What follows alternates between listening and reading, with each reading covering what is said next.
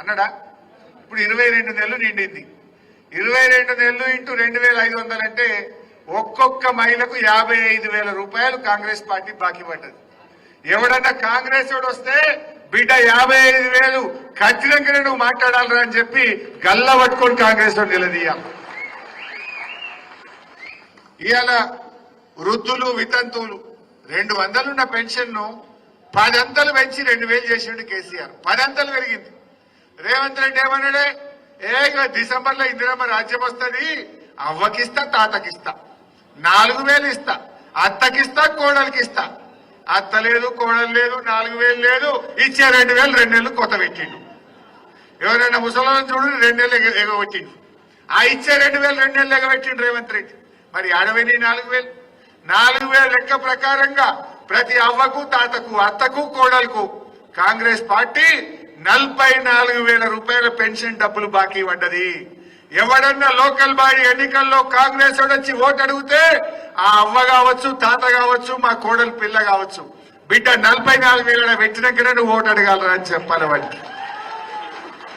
రైతు బంధు ఏమైంది మీకు తెలియదా? 15,000 ఇస్తా. అప్పుడు మనం ఎలక్షన్లల్లా మనం రైతు బంధు వేస్తున్నాము అని నేను చెప్పిన. పోయిండు ఎలక్షన్ కమిషన్ లో కంప్లైంట్ ఇచ్చిండు, బీఆర్ఎస్ పైసలు వేస్తుండ్రు ఇయ్యద్దు ఆపాలన్నాడు. ఏమన్నాడు ఇంకా, ఇప్పుడైతే 10,000, డిసెంబర్ అయిపోతే 15,000 వస్తాయన్నాడు. వచ్చినాయా 15,000?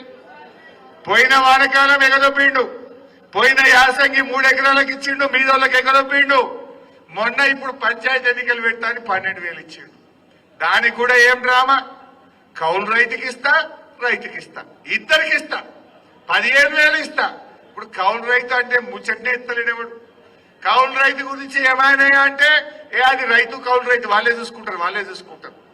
ఎలక్షన్ల ముంగటనేమో రజనీకాంత్, ఎలక్షన్ అయిపోతే గజనీకాంత్. ఏం డ్రామా ఇది?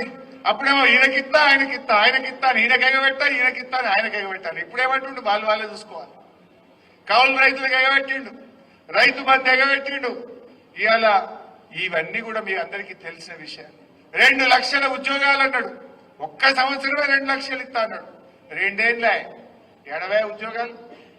సబ్బులు లేదు. కేసీఆర్ గారు నోటిఫికేషన్ ఇచ్చి, కేసీఆర్ పరీక్ష పెట్టి, కేసీఆర్ ఫలితాలు ఇస్తే వాళ్ళకి